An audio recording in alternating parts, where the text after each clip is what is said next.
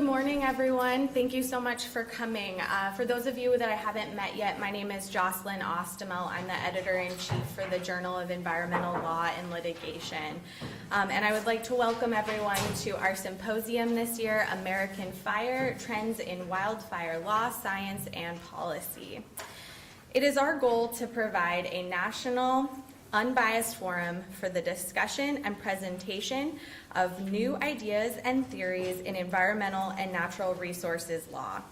It is our belief that this symposium actively supports this goal, and we are thrilled to welcome our renowned speakers who are essential in helping us meet this goal. When we began planning the symposium last spring, we had no idea what would transpire in the Pacific Northwest this summer and fall. However, the intense wildfire season this year has shown us just how important it is to bring wildfire law, science, and policy to the forefront. Thank you all for being here and helping us engage in this important topic. Before I begin, I would just like to remind everybody that this is being live streamed today. If you're unable to stay for the entire day, the URL is listed in our brochure. So you can send that to colleagues. If they're unable to come, they can listen in on our live stream. Additionally, following the symposium, we'll be posting all of our symposium materials, so you can send those to colleagues and share with them your experience here today. At this time, I have the pleasure of introducing the Dean of our law school, Marcilynn Burke, for her opening remarks. Prior to becoming the Dean here at Oregon Law this year, Dean Burke was appointed by President Obama to be the acting Assistant Secretary for Land and Minerals Management at the Bureau of Land Management. In this role, Dean Burke helped create the land use, resources management, and regulatory oversight policies administered by the BLM. Please help me in welcoming Dean Burke.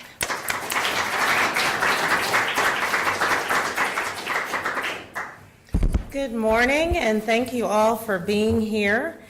I want to thank the Journal for assembling this great group of experts in various fields to talk about what is a very important subject. And I can tell you that as a scholar, climate change is not a topic that I gravitated towards. In fact, I tried to run in the other direction. I thought there were plenty of smart people who were really interested in this as a topic, and I am not one of them. But then I was called to the Obama administration, first to serve as the Deputy Director of the BLM, the Bureau of Land Management, and then later as the Assistant Secretary for Land and Minerals Management. Well, while at the BLM manages approximately 245 million acres of public land. Said another way, that's 1 in 10 of every acre in the United States. So huge responsibilities. And I had to deal with some of the major drivers of ecosystems, which of course includes climate change, right? And the onslaught of invasive species and other stressors. And so we know, and we were learning firsthand as I got here to Eugene this summer, and everyone told me that this was unprecedented, right? The smoke that we dealt with here in Eugene. Of course, everything that happens today is unprecedented, right? Because we know that climate change is going to continue increasing the frequency and severity of our wildfires. And that's all that we can expect in the future, really, is for it to continue or worsen. So as a manager of public lands, what actually drew me into fire was the invasive species, right? So dealing with cheatgrass, for example, which I had never heard of, and the role that plays, aided by climate change, right, which is really changing the dynamics of our ecosystems, permanently altering our fire regimes. And while some still advocate for this sort of hands-off approach to management of natural areas, that approach has a lot of costs. And whenever we try to exclude fire, which has been our sort of modus operandi for some time, when we try to exclude fire from a natural environment, we allow those fuel loads to build And naturally or human ignited fires can degrade our biodiversity, they put people and property at risk, and indeed they put cultural resources at risk. So I am indeed glad that the journal has brought together this impressive group of experts from multiple disciplines to discuss this very important program. And one of the things, I've been the dean now for about 12 weeks here at the University of Oregon School of Law, and one of the things that attracted me to the law school, in addition to its overall excellence, is the excellence of our environmental and natural resources law program.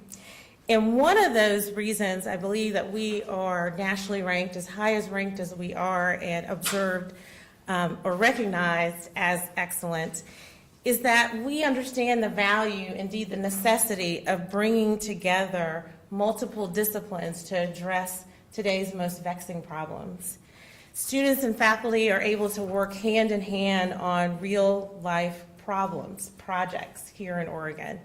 Indeed, last week we announced the receipt of a $1 million grant from the Oregon Community Foundation, which will help further support our interdisciplinary work. And I want to especially thank our program director here, Heather Britton, and also Professor Mary Wood, who were very instrumental in helping us to secure that additional funding. And also, one of our faculty members who's not in the room here is engaged in a fire project, actually. Our Associate Dean for Academic Affairs, Professor Adele Amos, is one of the co-principal investigators on a grant that has been funded by the Federal Joint Fire Science Program. And that program really focuses on research that will help land managers and policymakers make decisions about how to manage our public lands. And this is funded by the U.S. Department of the Interior and by the U.S. Forest Service. And I'm so grateful that this work is going on because we were faced with these problems on a daily basis. And one of the problems that we have was understanding what did law require, what did the law allow, what did policy drive us to do, what are our cultural norms, what are they driving, what are the decisions they're driving us to do. And so this type of work where we bring the law and policy to bear with the science, with the cultural expertise, right, to bring that all to translate into prescriptions for how to go forward. And so her project is exactly the type of work that we pride ourselves on doing here in Oregon. So as I thought about her work, I thought about a story about cooking a ham. You're like, how is this going to connect up, right? So there was a young woman, a married couple, newly married, and they were going to be the ones to host Christmas dinner. It's the first time, if you have any idea about this, your in-laws are coming over for the first time for the big dinner. It's at your house. And so the husband says, well, it's traditional in our family to have a ham at Christmas, right? And I'm a Southerner. We cannot run out of food. We need the whole ham, right? Because this is like our worst nightmare as a Southerner, that you run out of food. And so he goes out and gets a ham.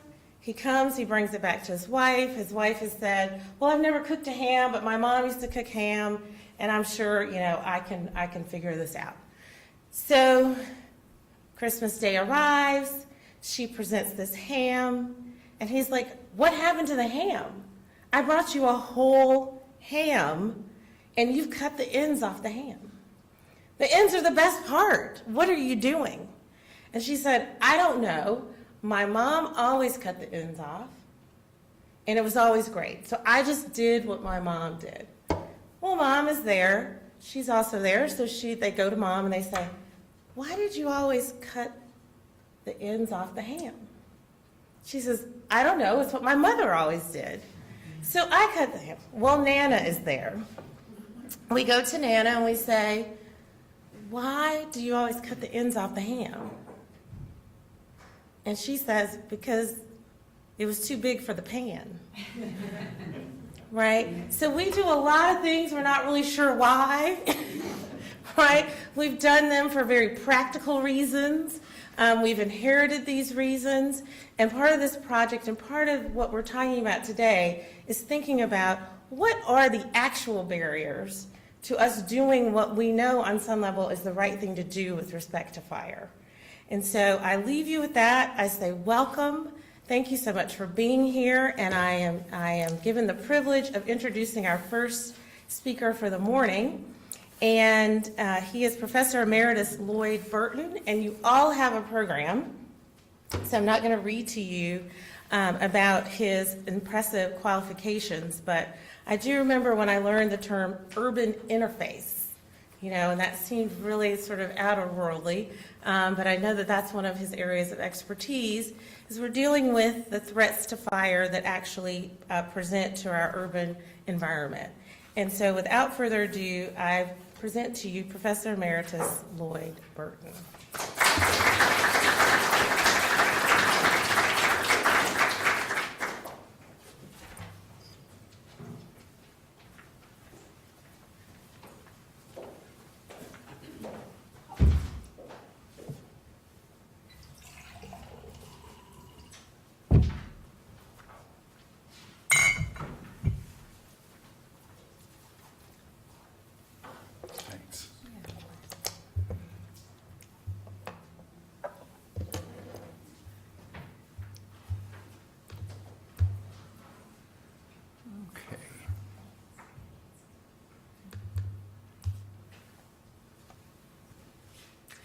Good morning, everybody. My name is Lloyd Burton. I'm Professor Emeritus of Law and Public Policy in the School of Public Affairs at the University of Colorado in Denver. They didn't have quite enough room on your pamphlet for some of the other things in my background that may be of relevance. My PhD is in Jurisprudence and Social Policy from the School of Law at the University of California at Berkeley. And while there, I wrote my dissertation. It's the only PhD program actually within a law school in the country, to the best of my knowledge, even today. And I wrote my dissertation there on the water rights of American Indian tribes. Long ago and far away in a previous incarnation, I was a congressional intern for my congressman, Morris Udall of Southern Arizona, at a time when he was ascending to the leadership of what was then called the House Interior and Insular Affairs Committee. And what he had tasked me to do was to track legislation having to do with the environmental rights of American Indian tribes in the Interior Committee. And so that's how I sort of first got hooked on this stuff. While at the School of Public Affairs, I had the opportunity to found a couple of graduate programs for master's and PhD students in the public law curriculum. A program concentration in environmental law and policy, and then later on another one in disaster management law and policy. And what we came to discover over time, especially given the students that were being drawn to these two programs, was that the two began to converge. And so more and more of the class research that we were doing and the various projects the students were taking on were about the interface between the two. How environmental management decision-making done in a certain way was actually going to make disasters more likely, and also how environmental management decision-making could likewise make them less likely. So as we can see, nature doesn't always behave as we might wish. Tsunamis, hurricanes, wildfires, okay, these are naturally occurring events. And we've got some problems with projection here, it looks like. Anyway, we have two different views of the notion of disaster that we've inherited, starting with the Greeks. The etymology of the word disaster means ill-starred, born under the wrong star, foretold by the fates that something really bad was going to happen. Okay, especially if you happen to tick off one of the gods. Okay. And so there was, humans were hapless victims of either the stars they were born under or the fate that had been sent their way by the leadership of their society. The other view is the one voiced starting just before the Enlightenment era, during the late Renaissance, in the words of Shakespeare and Julius Caesar. Brutus is lamenting the fact that Rome was ill-starred to have been born under the dictatorship of one such as Caesar. Okay. And Cassius's response is, "Oh no, dear Brutus, the fault lies not in our stars, but in ourselves, that we allow such a dictator to rule us." And the reason I put these up here is because we've been dealing with those two competing versions ever since. What is it that makes for a disaster? Well, it's us. We happen to be in the wrong place at the wrong time. Okay. And more of us are moving into places where cataclysmic events are more and more likely to occur. Okay.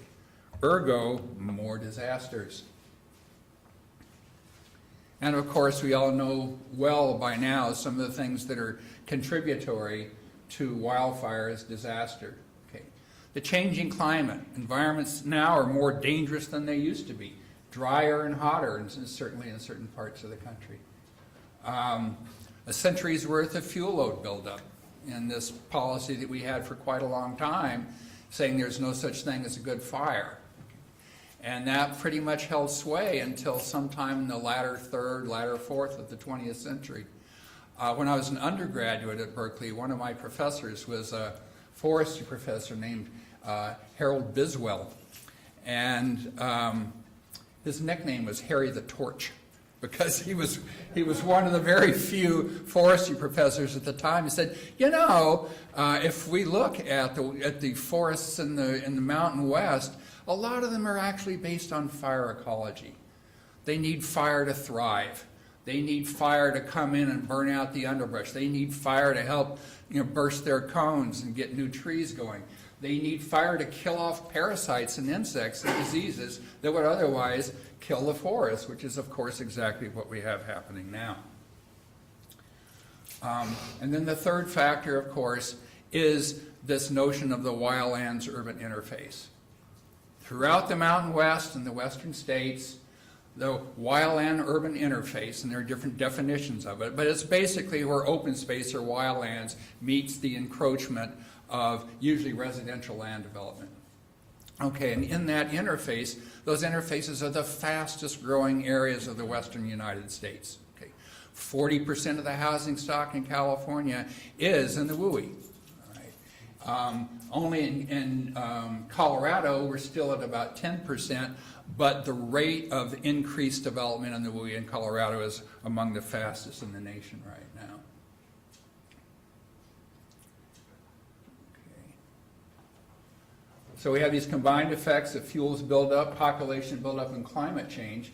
Longer fire season. We're going to see a little clip here in a minute where we have some incident commanders in Colorado fighting our fires that said basically these days we don't really have a fire season anymore. There's a fire burning somewhere in Colorado at almost any time of the year. Much worse in the summer, but the fire season gets longer and longer. More of our precipitation is falling as rain and less of it is snow. So our soil moisture content, is. And then I'll be getting back to this part in a little while. The way this project got started, the reason I'm here before you today, is that in 2012, in my disaster law class, and by this time, the majority of people in that class were environmental managers of one kind or another, and a pretty high and growing percentage of them were either wildland firefighters or incident commanders or wildlands division chiefs. And they were bringing a lot of experience, the field experience, to bear on what we were doing in the classroom. And so we chose a class project. We had just experienced in 2010 and 2012 what were at the time the worst fires in the history of Colorado, depending on how you measure worst. Whether it's acreage burned or houses burned down or unfortunately people killed. So we took up, and we knew that different states in the West were managing this situation in different ways. And so what we did was we designed a comparative research project. We chose 7 western states, California, Oregon, New Mexico, Arizona, Colorado, Nevada, Utah. We said, all right, how do these states deal with wildfire mitigation on private lands? What's the nature of their regulatory regime, or do they even have one? Right. And so there were 2 variables that we looked at. One was locus of authority. At what level of government was regulation of private property for the purpose of wildfire mitigation being conducted? The other was form of authority, basically hard law versus soft law. Did we have mandatory regulations, or did we have more something in the way of advice or cajoling or voluntary standard setting? Okay. And then based upon those 2 variables, we wound up coming up with 3 different categories of states. First are what we call the common standard states.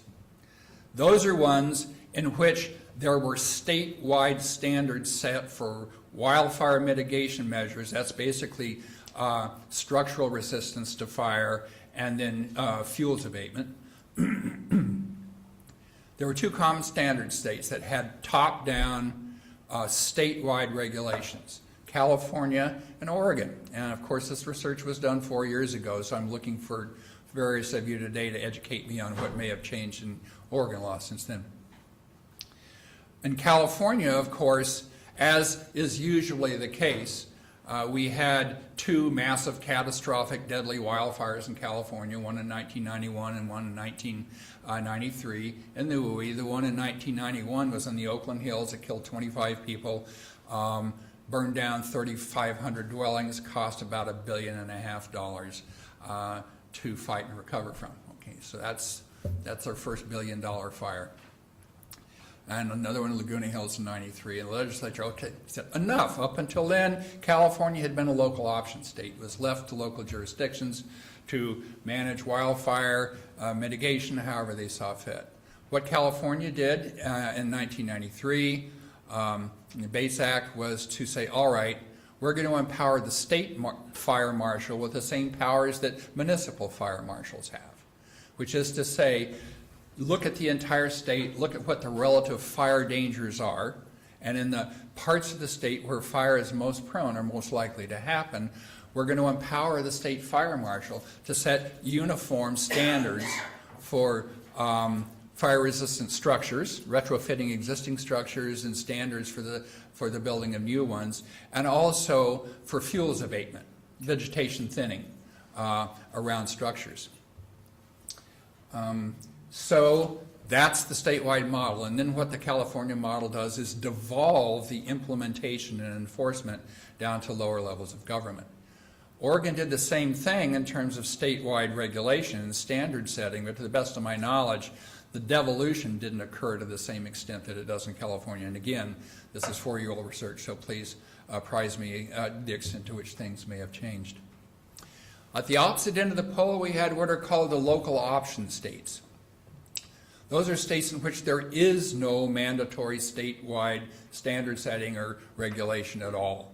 But instead, the state legislatures have empowered local jurisdictions, should they so desire, to institute wildfire mitigation regulations with regard to vegetation thinning and structural integrity.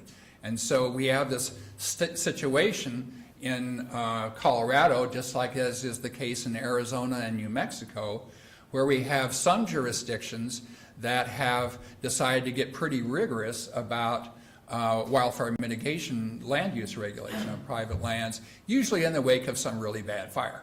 Okay. And so in Colorado, we have the wealthier jurisdictions, the counties up in the high country and elsewhere, that now are starting to adopt pretty hard-nosed regulations, kind of like the ones in California, only at the local level. And then we have other jurisdictions that haven't done diddly. And there are reasons for that. Usually it's because the local governments in Colorado is an extraordinarily local government-oriented state. The poorer rural jurisdictions and counties wanted nothing to do with any form of statewide regulation at all because they were pretty darn sure that the state wasn't going to give them any money to comply. It was going to be an unfunded mandate, and they didn't want that to happen. They were also worried about the possibility of a depressive effect on land development. Okay. In 2013, after this research was done with these different models, you know, we had the local option states on one end and we had the common standard states on the other, and then we had these kind of hybrid states like Utah and Nevada. In Utah, they have adopted a statewide standard that is strongly recommended. Okay. And it's strongly recommended to the subordinate jurisdictions, as in, we think it would be a really good idea if you were to adopt these standards. If you don't, and a fire starts in your jurisdiction, and we have to come out there and put it out, we're going to dun you for the full cost. And in many cases, it quickly became apparent that it might be a nice idea to invest a little bit in mitigation on the front end so they didn't have to pay big bucks out on the other end. So that's how they did it in Utah. In Nevada, it's an interesting situation because there are two nationally established multi-jurisdiction regions there. The Tahoe Basin area and then the other one down around Lake Mead. And so in those areas, we have tougher regulations than we do elsewhere in the state of Nevada. So those, you know, we provided some interesting contrasts in terms of what was going on with regard to these jurisdictions.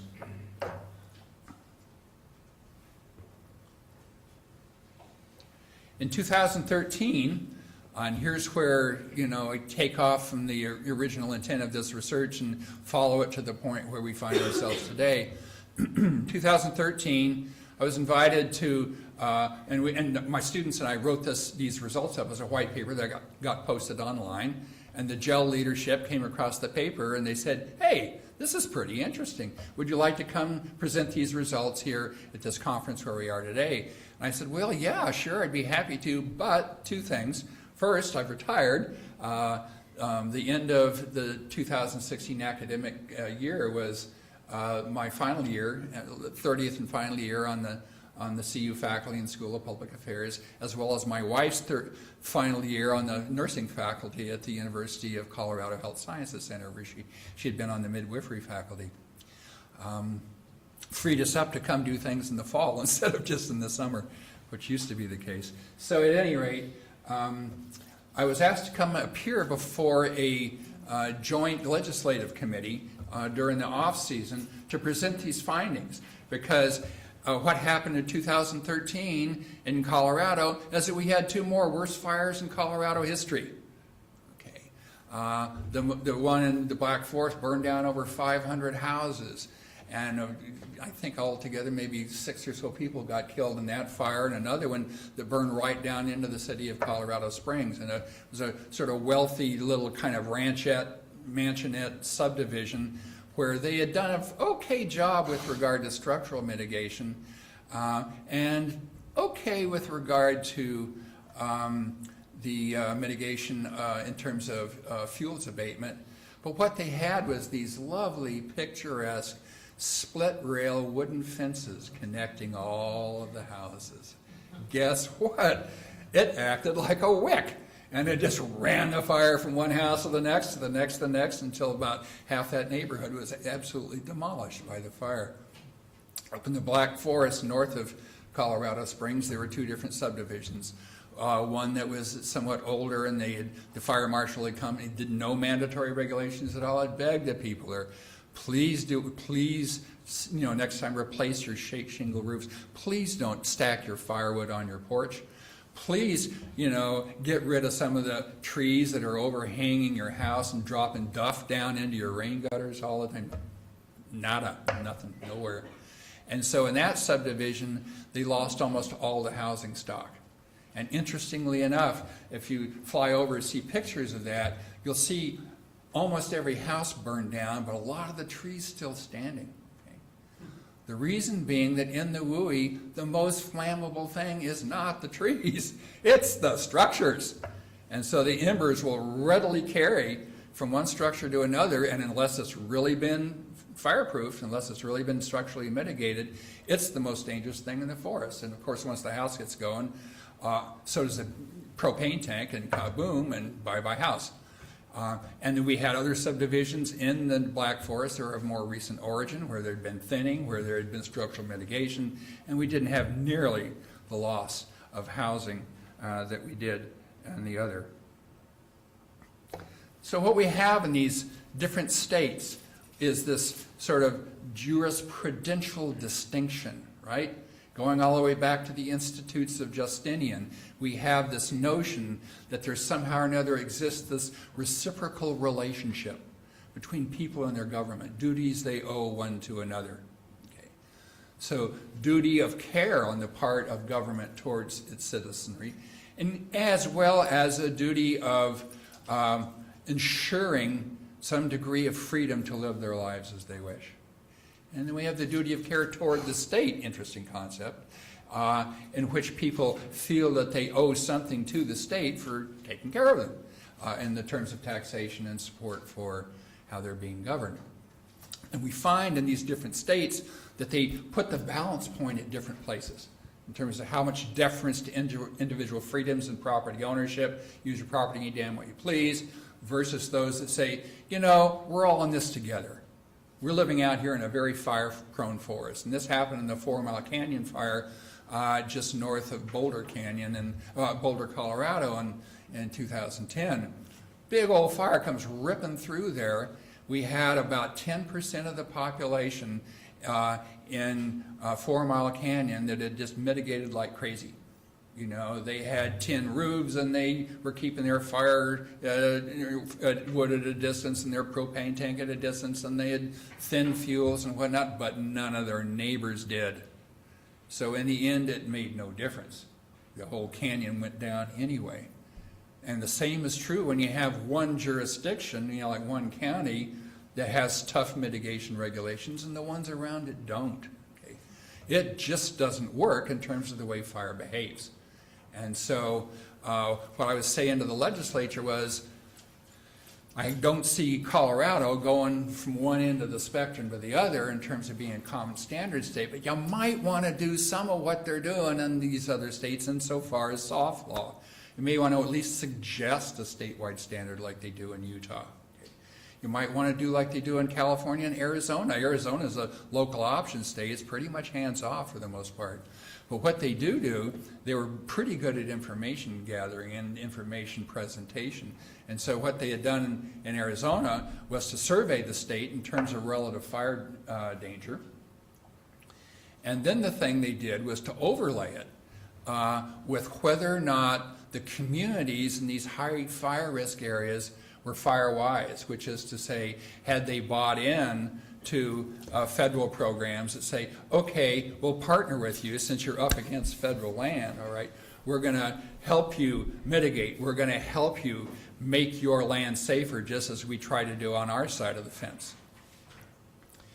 And so what they did was to overlay which communities in the WUI were fire-wise and which ones were not.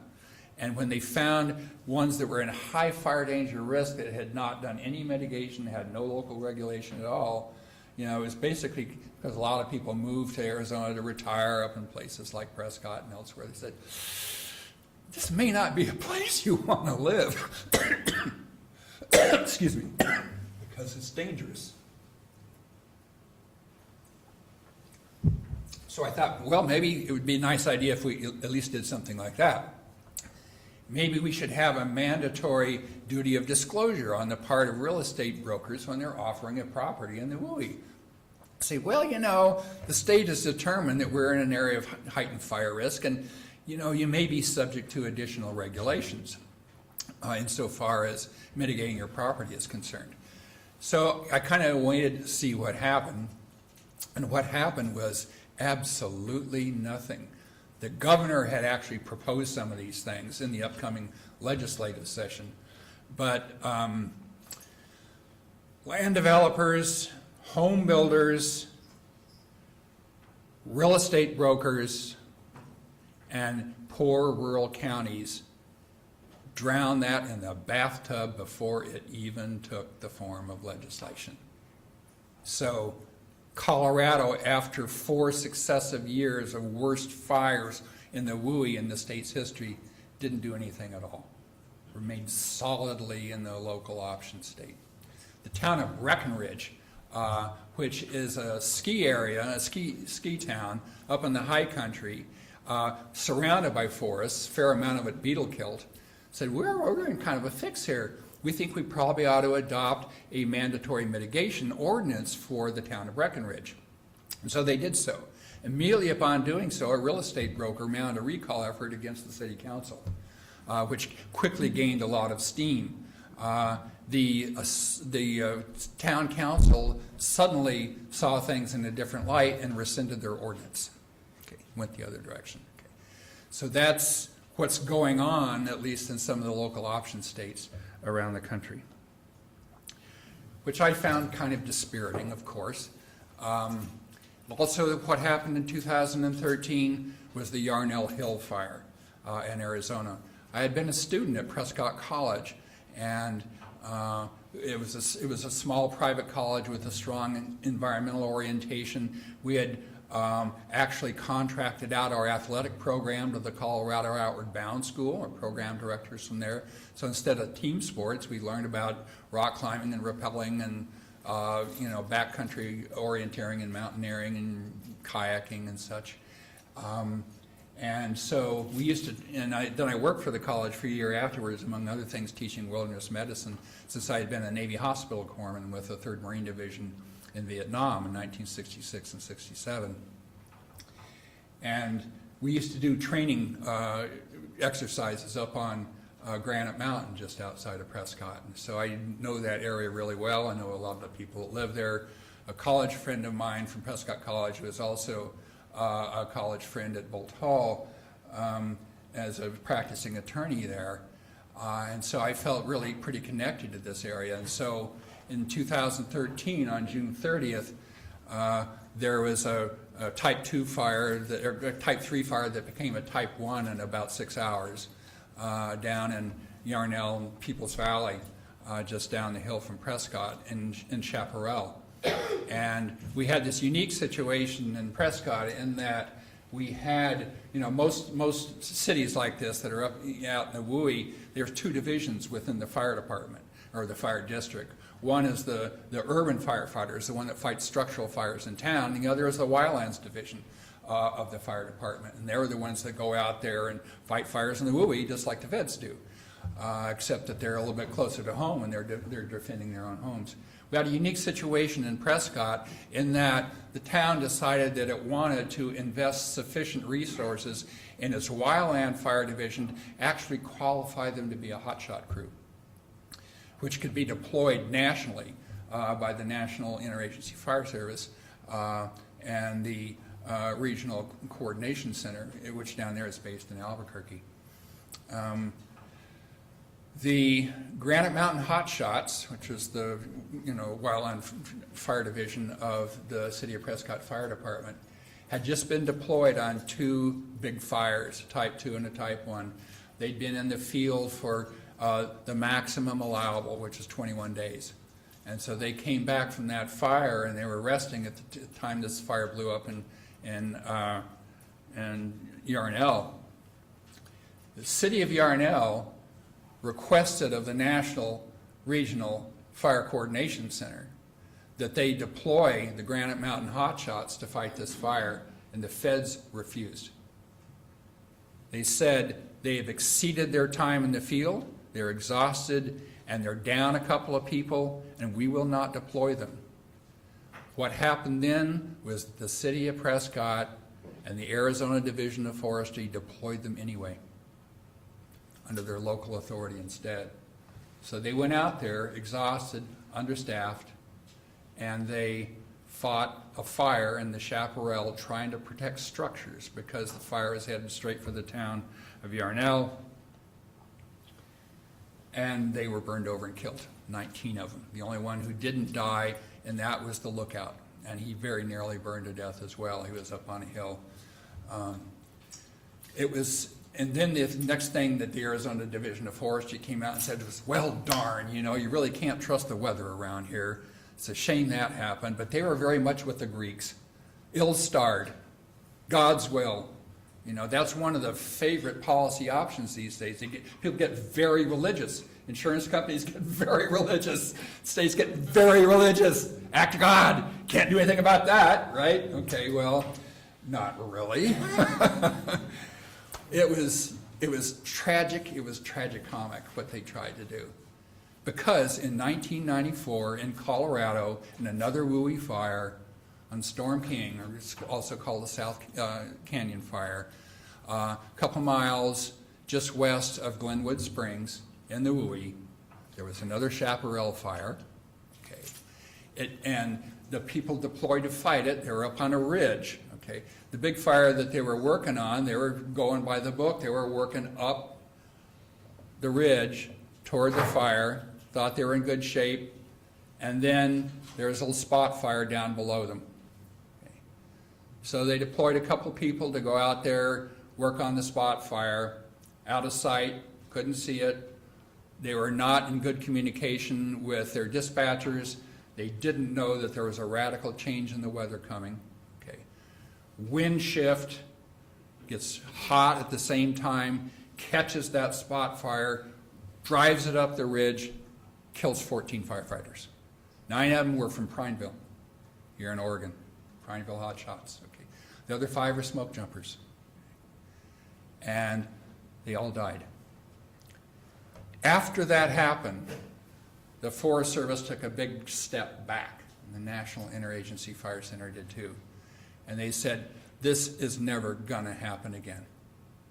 And in order to make sure that it never happens again, there are certain tenets of firefighting in the WUI, especially, that we're going to follow from now on. First one, no structure or group of structures is worth the life of a wildland firefighter, period. Never send people into imminently dangerous situations just to protect structures. We're not going to do that anymore. At least that's what they said. Second, always have direct line of sight from the firefighters to the fire. Always have eyes on the fire. Okay. So they always know what's going on. Always have a safe zone you can step into. Okay.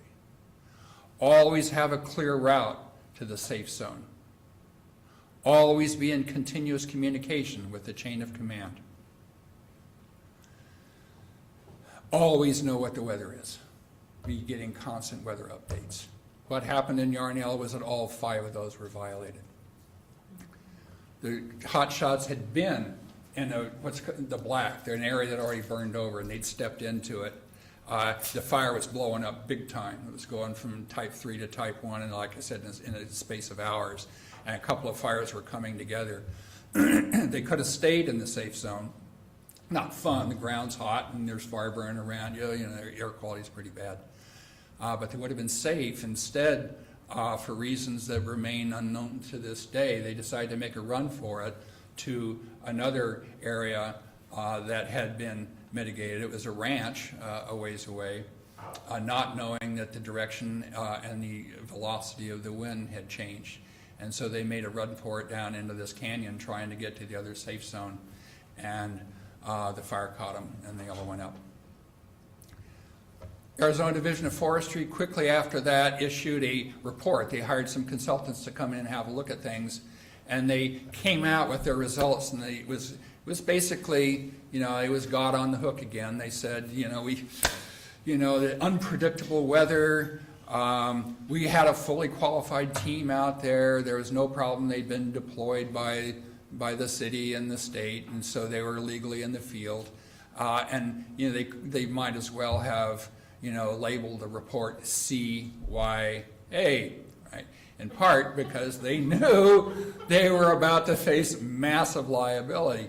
What happened shortly after that was that the Arizona Department of Industrial Safety, the one that's responsible for worker safety, did its own investigation. And the result they came to was, there's several of them that were quite damning. One is that the Granite Mountain hotshots should never have been deployed in the first place. Secondly, that if they were in the field, there needed to be a lot more people than there were fighting that fire. Secondly, they should have been much more closely monitored and overseen by the Division of Forestry. Arizona Commission on Industrial Safety fined the Arizona Forestry Division over $500,000 for the way they had treated those people in the field. It was at that point in time that well, a couple of things happened. In January of 2014, a research organization up in Montana called Headwaters Economics convened this sort of a symposium or conference of people who were active either researching wildfire or out in the field fighting them. One of them was Tom Harbour, who was the Director of Aviation and Logistics for the U.S. Forest Service at the time. Another was Kathy Clay, who was the Battalion Fire Chief Marshal for Teton County, which included Jackson Hole, Wyoming. And what the fire marshal said was this. She said, here in Jackson Hole area, we have homes that are worth $10, $12, $15 million. And some of these subdivisions where they're built have narrow, windy roads with no shoulders, no turnouts, only one way in and one way out, and inadequate water supplies for firefighting. And Marshal Clay called those suicide subdivisions. And the reason she did, and she called them suicide subdivisions to the face of the Planning Commission and the county commissioners. She said there's two reasons. Anyone that's up there when a fire starts may as well have set themselves on fire. Okay. The other is that for me to send my crews up those narrow roads with no way to turn around their trucks and no other way to get out is sending my people on a suicide mission, and I will not do it. So she kind of drew the line. She said, fire me if you want to, but I'm not putting my people in there. And there was a fire in one of those subdivisions, and she had her people out there. And a lot of these were places, you know, as expensive as these homes were, that people occupied maybe a month or so out of the year. The rest of the time they were, you know, they were empty, especially during the fire season. But for the people who were there, she said she had people who were those homeowners pulling up to her truck, getting out, pulling out their checkbooks, and saying, how much will it cost for you to save my home? Okay. She said kind of a hard time biting her tongue around that one. I had a student in one of my classes who is a Type 2 and occasionally acting Type 1 incident commander in the Forest Service. And he told me about a fire that they had fought there in one of these fires in Colorado. It was a big, lovely home up on a bluff.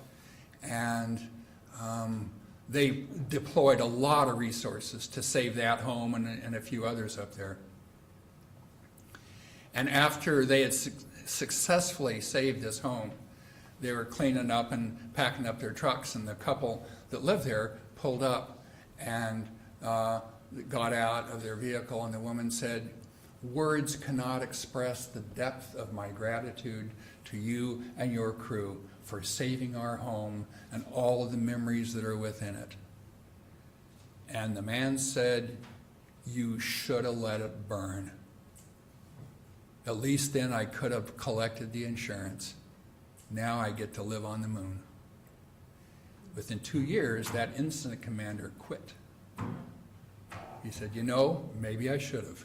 Right? What we're being sent out into the field to do is not worth the risks that we're being asked to face. It was at that point I started working on my third book. It's called Cassandra's Curse. The subtitle is The Law and Foreseeable Future Disasters. Cassandra is one of those ill-starred heroines of Greek mythology. She was the younger sister of Helen of Troy, thought to be the second most beautiful woman in the country. And unfortunately, cursed by her beauty, the god Apollo fell in love with her. made advances, offered her gifts, including the gift of being able to foretell the future, to see the future. She rebuffed his advances, and as a result, he laid a curse upon her, which basically said, okay, you may be able to foresee the future, but I will ensure that the way you present your concerns will fall on deaf ears, that you will be considered insane, an emotional, uppity woman who is not to be heeded. And so it came to pass that she foretold the destruction of Troy by the Greeks. And the military leaders and the city leaders of Troy refused to believe her. They thought they had won the war of attrition, and that she was a crazy woman. Okay. And of course she was right, and Troy was overrun and destroyed, as is the case with many uppity women in Greek mythology. She was thereupon raped and murdered. Cassandra's curse, as I use it in the book, falls to the lot of us who see it coming, right? Who realize that there is imminent endangerment out there, and that there really are things that we can and should do about it. But our message too often seems to fall on deaf ears, seems to fall on the ears of people who do not want to hear it. Something else that happened in 2014, in addition to getting this book underway, it was an anthology actually, and I had contributing authors from here and there around the world, in Spain and Australia, among other places, writing about wildfire management in their countries and their legal regimes, kind of doing on a global basis what we had done with the Western United States. During that time, I had a PhD student who had been a member of a hotshot crew in Northern California for about 8 years. And he said, well, I got to take a week off, got to head out to California. One of his best friends on the hotshot crew had just suicided. And he had to go out there for the funeral and to be with the family. And that got me starting to have a hard look at what was going on with the well-being of wildland firefighters. And I came across some very disturbing data. What I came to find was that among wildland firefighters, both seasonal and year-round, but especially the seasonals, they were beginning to exhibit exactly the same signs of post-traumatic stress disorder as returning combat veterans. In terms of their suicide rates, it parallels that of returning combat veterans, not the population as a whole. In terms of drug and alcohol, substance abuse, same rates. In terms of domestic violence, same rates. Chronic depression, same rates.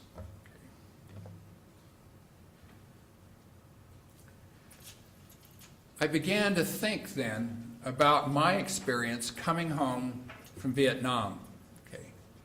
I had been assigned to the 3rd Marine Division Ground Forces up in the northern end of the country along the demilitarized zone.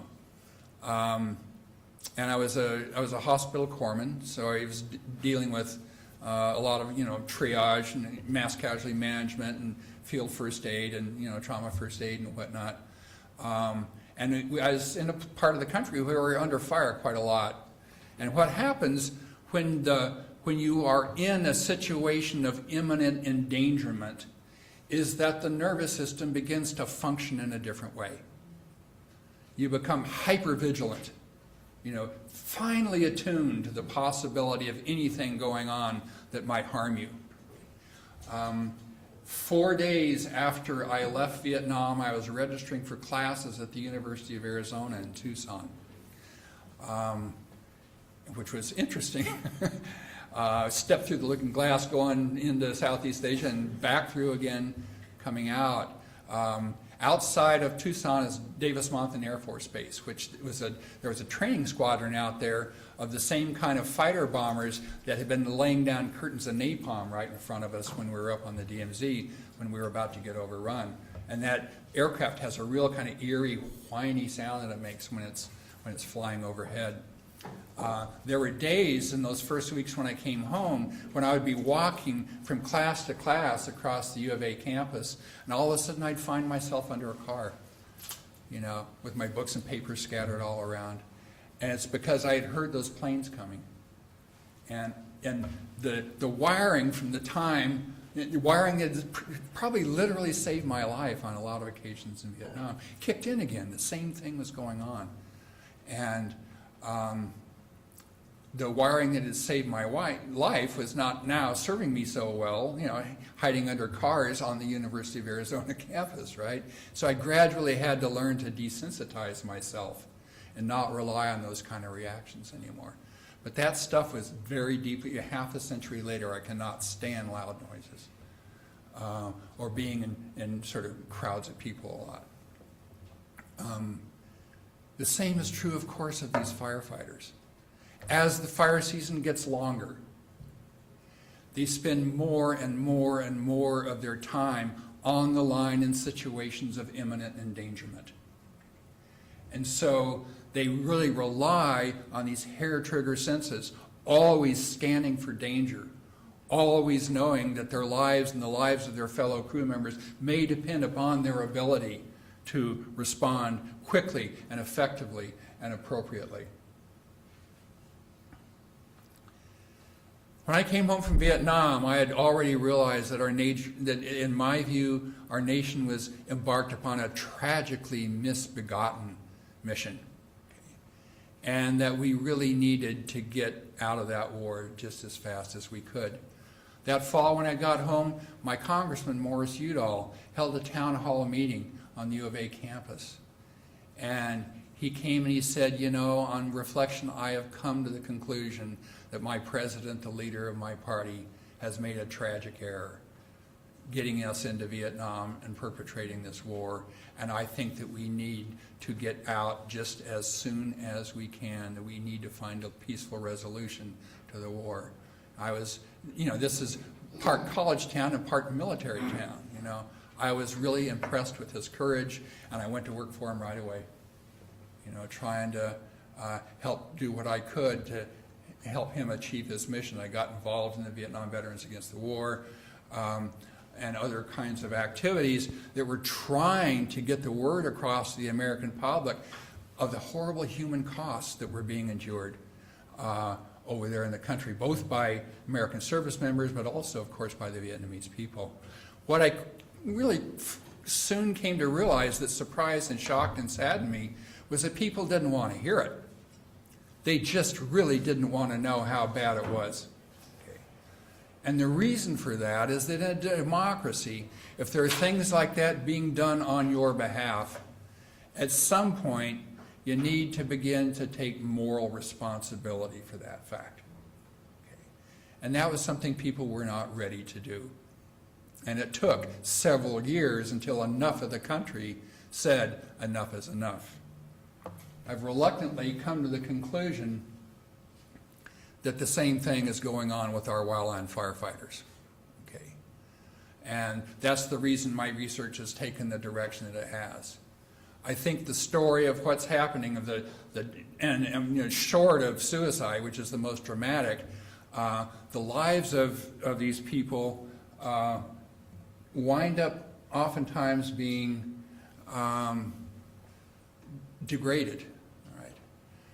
Just like in the military, in combat, okay, your hair trigger senses are keeping you alive. The other thing that's keeping you alive is your fellow service members, your fellow crew members, your squad, the people that have your back just as you have theirs.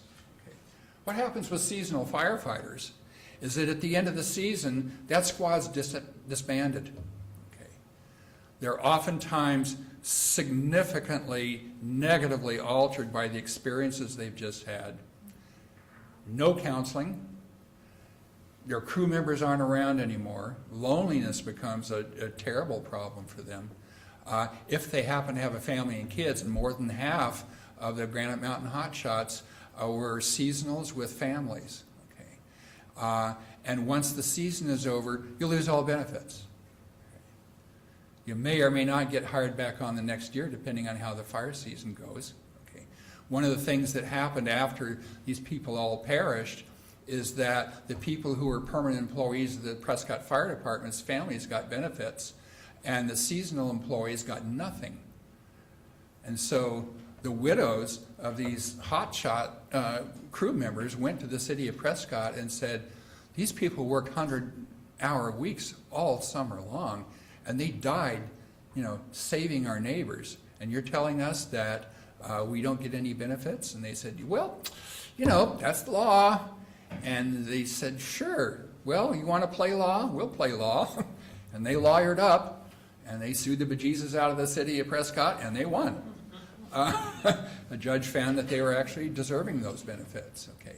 And inasmuch as the Arizona Industrial Safety Commission had hung this thing around the Arizona Forestry Division's neck, my lawyer friend in Prescott, is representing some of the family members, not in the wrongful death litigation, but trying to set up a foundation for their benefit.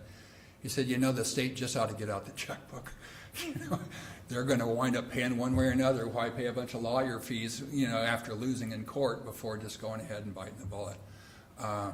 So gradually, a little bit at a time, we're starting to take better account of what's going on. I'm arguing that if we're asking our military veterans to put their lives on the line, and at least they get a benefit package that goes along with it, I'm saying, I think we probably ought to be doing the same thing with regard to our wildland firefighters. Okay. Locally professionally staffed fire service provide field services like medical care and even chaplaincy services, but wildland firefighters get nothing of the sort. And I was really, taken with this model for a while, and then at some point I realized, there is, however, a real shadow side to this. And the shadow side, as I came to see it, especially as I spoke with my students, they said, one of the problems we have, just as is the problem with urban police forces, is the militarization of wildland firefighting. It's a model, a trope, an image that the news media love, right? We've got, the boron bombers, and up until recently, we were using World War II and Korean era and Vietnam era military surplus aircraft to drop this stuff until these aircraft started disintegrating in midair. And the reason they would do it is because, these are really slow, pretty maneuverable aircraft loaded to the gills with slurry. And so they'd go down a valley, and they'd drop their slurry load, and the wings of the plane had been, holding this load, and then all of a sudden, boom, it's gone. And so the wings would fold down somewhat, and then they'd pull up as hard and as fast as they could to get out of the canyon, and it'd just rip the fuselage in half. And so it's like these planes were veterans too, and they broke under the strain. The problem with the militarization model is that when people go into the military, we expect them to go off somewhere else in the world, usually, oftentimes, unfortunately, someplace where we have, of course, fossil fuels, and they're expected to fight and maybe die for whatever cause we have sent them on. Right? If we use the military model, then what we start to do is to create the expectation that just like in war, every year fire season's getting longer and longer, fires are getting bigger and bigger and more dangerous, so more firefighters are probably going to die. Bummer, right? The way it goes. That's a real problem with the militarization model. Another problem with it is the mindset of the people that buy into it. I was reading some of the newsletters of wildland firefighter organizations this spring, and there's one of them that's cited in my paper. The entire issue is devoted to the mental health and well-being of wildland firefighters, and they tell a story of one wildland firefighting division where one of the members suicided, and they had this plaque where they would engrave the names of all the members of the Wildland Firefighting Division who had died. And the chief of that division said, "I will not have the name of that coward ascribed alongside those of people who died honorably on the line." Okay. So when you've got that kind of mindset going on within the fire service, there's a real disinclination to fully acknowledge what's going on with the kind of impacts that they're suffering. The other problem we've got, insofar as public expectations is concerned, in my view, is that increasingly, we've got this problem in the WUI. We've got some people that have been living back there for generations, right? And they know the dangers, and they mitigate against them as best they can. We have others, however, who are very recent occupants of the WUI, and they've come there from urban settings where we have urban first responders, police and fire and EMTs and others who put themselves at risk every day that they go out on a call for us. And sometimes police and firefighters in urban settings do lose their lives, and it is thought to just sort of come along with the job, right? They move to the WUI and they expect wildland firefighters to respond in exactly the same way as urban firefighters do. We want the fire out in 5 minutes, right? And so they don't show up on time, or they decide, they take a look at the house and they say, doesn't look like any mitigation happened there. They're not doing anything to save themselves. Why should we risk our lives saving their structure? And so that's happening more and more often as well. I'm going to end by actually reading some of the text from the end of my paper here. Okay. So maybe somebody can help me switch from that screen to my paper. I'm doing it on my computer, but that screen's not agreeing.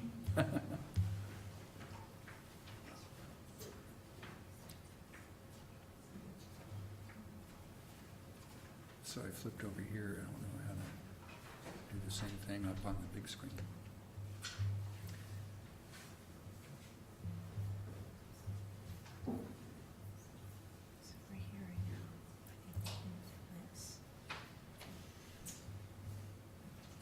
Thanks.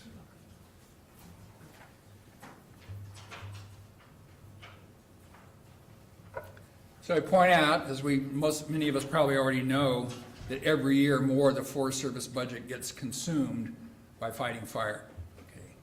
Over half the U.S. Forest Service budget now goes to fighting fire. 20 years ago it was 13%. And even more tragically, as the cost of fighting the fires go up, Congress has flatlined the budget of the U.S. Forest Service. Okay. So what they've had to wind up doing is cannibalizing other programs, including fuels mitigation programs. So the money that used to be going toward wildfire mitigation is now going to wildfire suppression instead.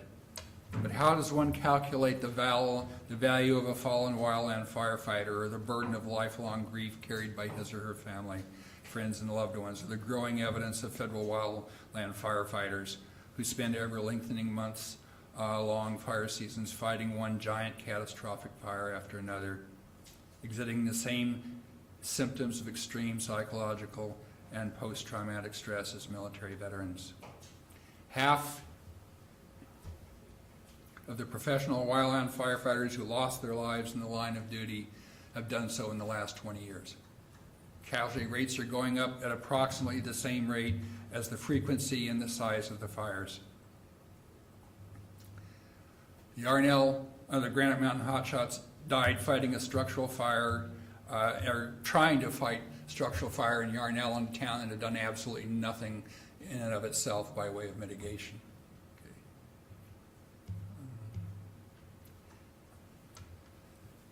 So,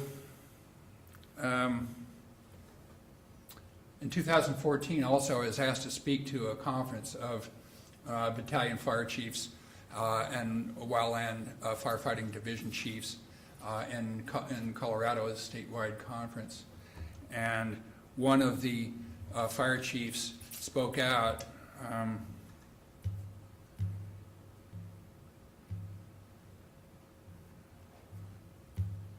what he said was this. Well, first off, I point out, you're not going to hear this kind of talk from most firefighters and outwhiners. They're not going to, for the most part, speak out for themselves, and that's why, folks like us who either have tenure or retired can do it instead. But there was a battalion fire chief at this conference who said, I think now, we've been touted for our courage of facing these walls of flame when we go out into the field, on a Type 1 incident. I said, I think what we need now is a new kind of courage. We need the courage to stand up to county planning commissions. We need the courage to stand up to city councils and to stand up to county commissioners and say, there are some fires that should not be fought because there are some structures that should not have been built. If you build that kind of subdivision in that place and you do not require mitigation of any sort, you are, just like Kathy Clay said, you are putting those people's lives in peril, and you are imperiling my crews as well. And I'm not going to send them in. The time has come to rethink. And so I come away from all this at the end feeling that it's really time for a change. I think the way we're approaching things now has clearly become unsustainable on a lot of grounds. I think it's, among other things, become unsustainable insofar as the well-being of wildland firefighters is concerned. I think we're asking too much of them. I think we are, in fact, sending them into dubious battle, fighting fires that should not have to be fought because they're trying to save structures that should not have been built. And I think we need to start facing that, as a policy challenge before us. I was having a conversation a little bit earlier with one of the GEL staff here talking about social costs of carbon. These are the social costs, the human costs of what's happening now with regard to the ever-expanding challenge of wildland firefighting in the WUI. And I think basically to end that what we are doing, the way we are doing it now with regard to our wildland firefighters has essentially become morally unsustainable. Thank you very much. I appreciate your attention.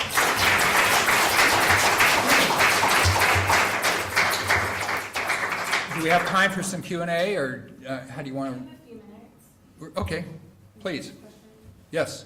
I think this is a fabulous presentation. I really thank you for it.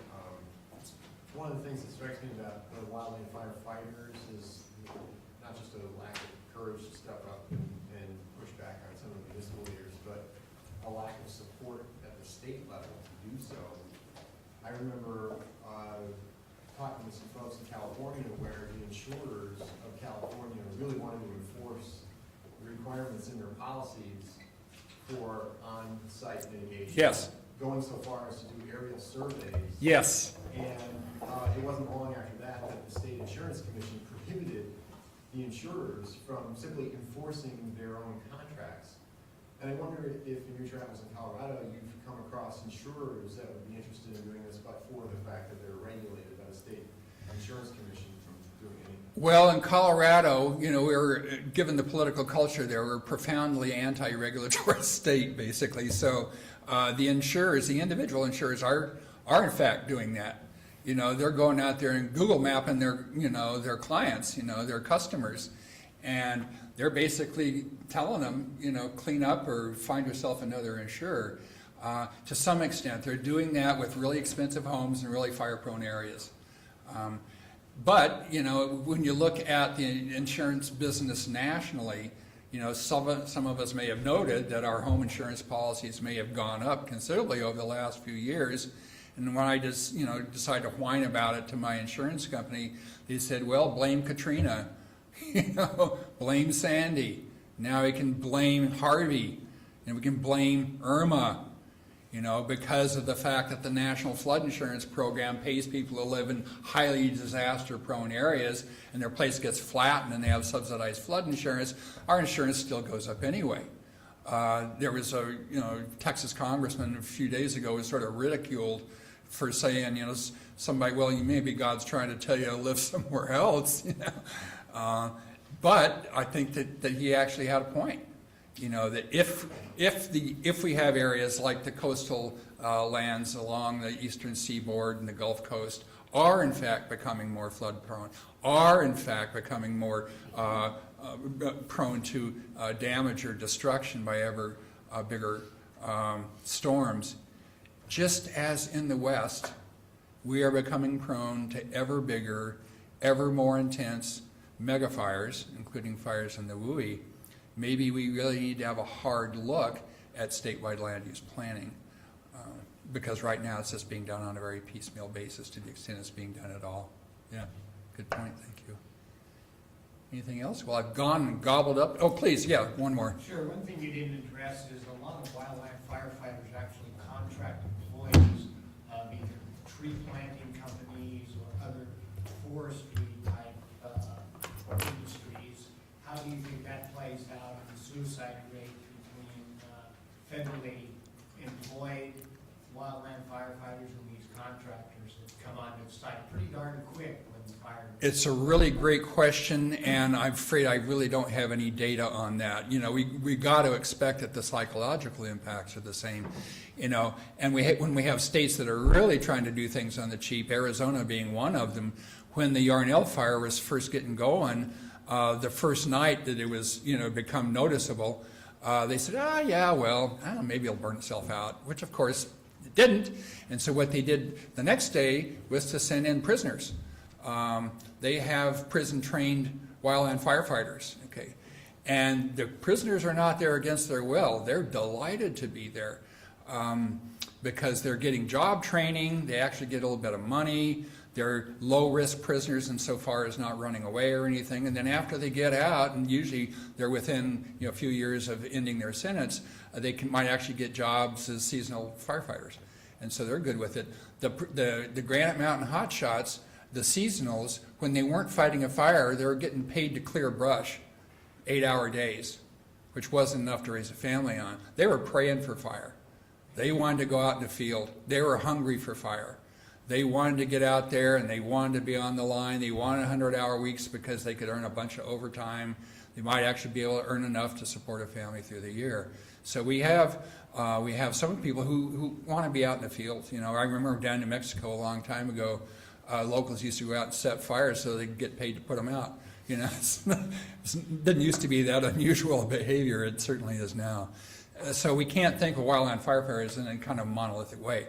We've got certainly the federally trained ones who basically the federal government tries to keep a pretty good eye on them.